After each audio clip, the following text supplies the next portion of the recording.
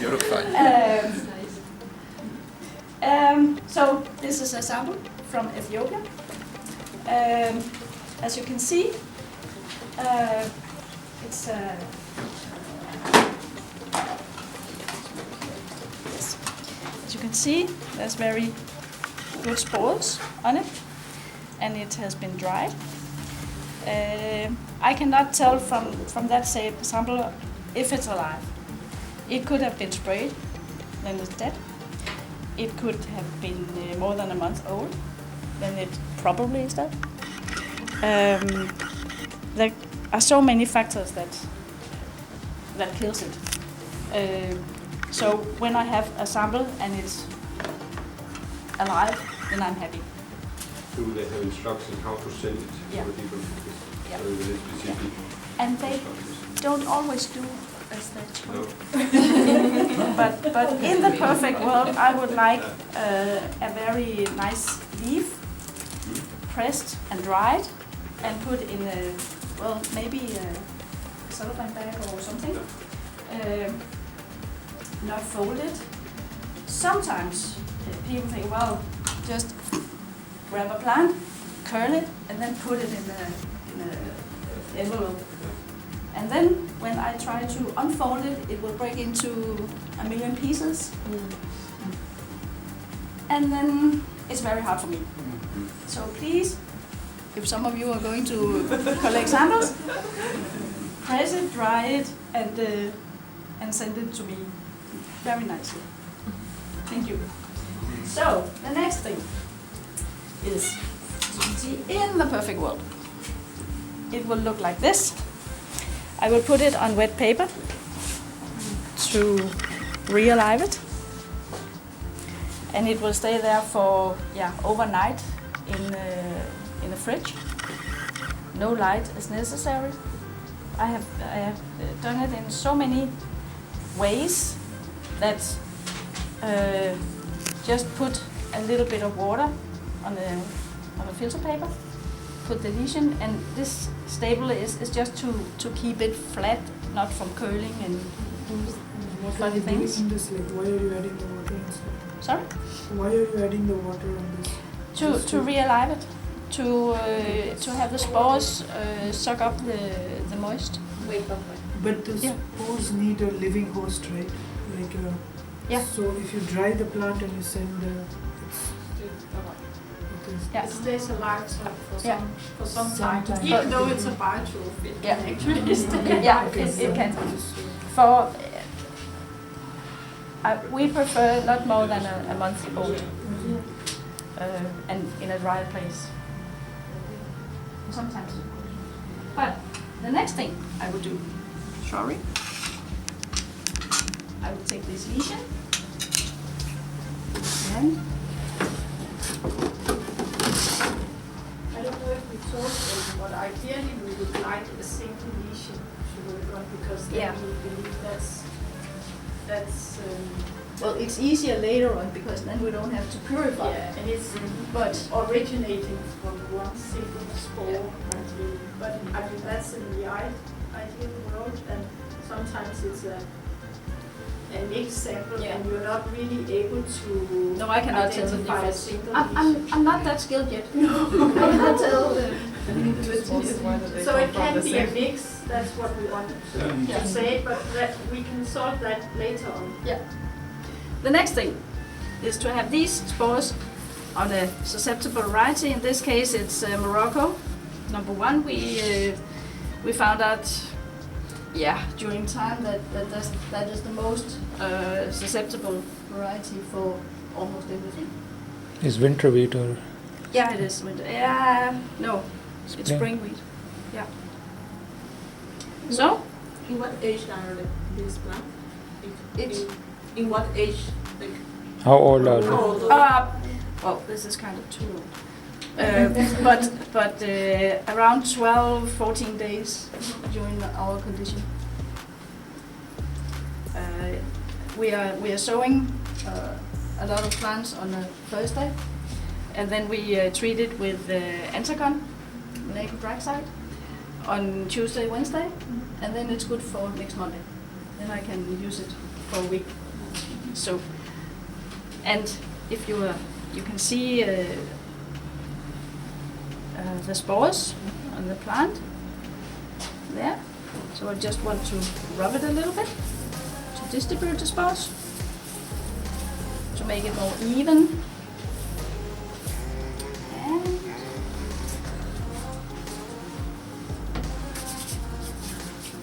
nothing here is harmful for me. It's just annoying if you have a sponge. Then in the field there's a spore coming with the wind, putting on the weed, and then morning dew. Yeah. So this is morning dew. So as you can see, a very fine mist,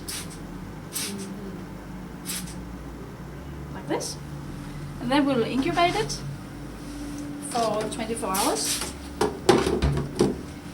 in a dark, cool place, around 10 degrees overnight. Then I will put it into the greenhouse and keep the lid on for another 24 hours to have this 100% humidity for as long as possible. And then miracles do happen. After around 15-17 days, the plant will look like this. And you can see all the spores in there. And all the lesions will be distributed all over the plant. And so now I can take the spores out by just cutting a small corner of this bag. This is a cellophane bag, and it's 100% cellophane. There's nothing plastic or rubber or something in it.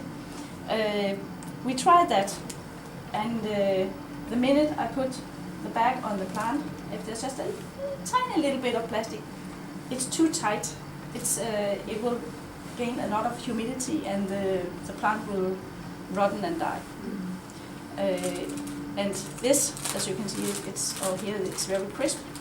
So a light, moist temperature or whatever, you can go through it. But not the spores. They will stay inside. And that's how we have a lot of different genotypes in the same cabin, because we have this it's not that many places that you can buy it. This is from Helmut Schmidt Verpackungsfolien in Germany. In former days we had it from a guy called Friedrich Felsenstein aus Friedrichstadt in Germany. I love that name. So German. Well, back to basics. It's wonderful to see the spores, like it's really collected for you then. It's so I don't know the word. Satisfying. It's so satisfying. Yeah, I think so too. if you just have a rewarding little, somehow. yeah. Well, good job. And if just a little bit, well, okay, then I have to multiply several times until I have a good amount of spores. Well, so these needs to go into a tube. This is just for show. This is turmeric, but you cannot see the difference. Then I can play around outside this, and it's not running. Either we can mix it with Novik Engineer oil, or we can dry it and freeze it down, freeze dry it, send it to a colleague if they need it. Oh, so you freeze dry the your dinosaurs? Well, Is not it on too hard? not in a daily basis. We just dry it in a desiccator. Ah, okay. But Desiccator for how long? it's more depend on the volume of the spores. Well, 3-4 days. Okay. But it's a lot more efficient if you just use the freeze dryer. It doesn't have to be in an ampule like this with a rubber lid. But it could be. I do that sometimes for our breeders. They get some isolates every year, and I freeze dry it because then they can freeze it down. They can they can use it right away. They have several opportunities, because if it's taken out of a freezer, I will give it a heat shock to realive it, and then it's good for 5 days. And they need to have plants ready at exactly that time. So coordination, and so it's more safe to freeze dry it. And that's send it, flexible, and just send it off, and it's your problem. I did my job. So. But you need this heat shock to realive it out of the freezer. Okay. Yeah. For freeze drying, just put some Novec or something in it, and then spray on the plant, and add some water. So a heat shock, what is that? 50 degrees or 12 degrees? How much is it? Depends on who you ask. Okay. It can be. How hot are you? It can be. Well, we do 2 minutes at 42 degrees, and that works. But, well, there's very much difference in how much spores I have in the tube. It can be just a little bit, then you could say, well, that may be too long. Well, we do it all the time. But 2 minutes sounds a little time, so it's small time. Yeah. It's enough. It's 42 degrees is quite. Yeah, it's quite hot. Yeah, we're starting to get Some do 1 minute at 50 degrees, some do, well, I have heard so many ways of doing it. Just give it a heat shock. Put it in, whatever. Just to be realized. Give it a shot. So, maybe we should say a little about sending spores out. We actually never do that, because we cannot send live samples around the world and risk that the spores are spread. But for Danish breeders, they can receive Danish isolates, isolates that have been picked in Denmark. And we can also sometimes send live samples, but then it's their own sample that they get back and purified and multiply. So we never, send something of exotic origin to a new region in the world. But you keep a spore bank somewhere in the freezer for reference? Yes. Yeah, we have just next door, we have fluid nitrogen equipment, and it contains, 50,000 samples. So on a daily basis, we just freeze them down at -80. Don't want to handle that too much. No, I understand. -80 don't want is. to break the container. It's just so. It's annoying. -80 is. Leon is getting impatient now. Okay. He would like to see you. So. Yes. Okay. But are you just in the middle? Yeah. No. 1 minute. Yeah. No. 2 minutes. Thank you. Thank you. We have time. Yeah. Good. Please. Just. But Leon is ready outside. Then okay. Good. Sure. I will show you the most fun thing. Yes. Yeah. The spores into fluid. Into Novec. And this is just a way to mix it with something liquid to spray it onto the plant. In former days we used water and twine, and it's an icky stuff. But this Novec engineer oil, it's very nice because it evaporates very quickly. And it's not harmful for me or the spores or the plants or everything. So what does it do? Is it like just as a liquid for spraying, or does it because we use water and twine to make it easier for the fungus to penetrate the leaf? I think the spraying with water after the inoculation is doing the trick. Okay. I don't think it's just having a way to get the spores onto a lot of plants. Okay. So how it's done, there are many ways. Okay. Sorry. So this.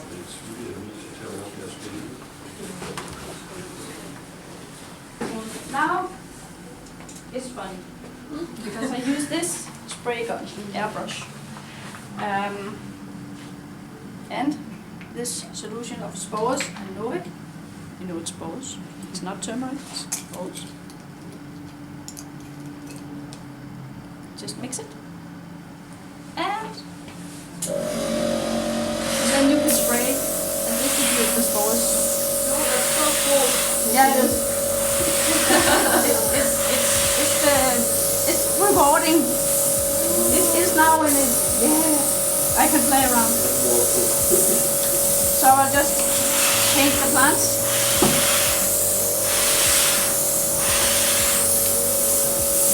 Like this. And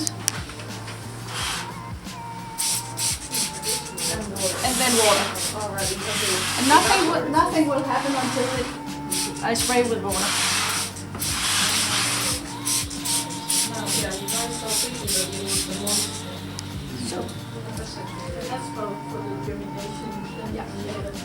Tiny growth. yeah, I don't use a lot of ethanol. So I can kill the spores with water because it will germinate and die if there's not a plant nearby or it's put on the plant. That's why I have these small trays when as I use it for inoculation for just one plant. And this fabric is always wet, so if there's spores dropped on the surface, they will germinate and die immediately. So I kill everything with water. It's very nice. Good.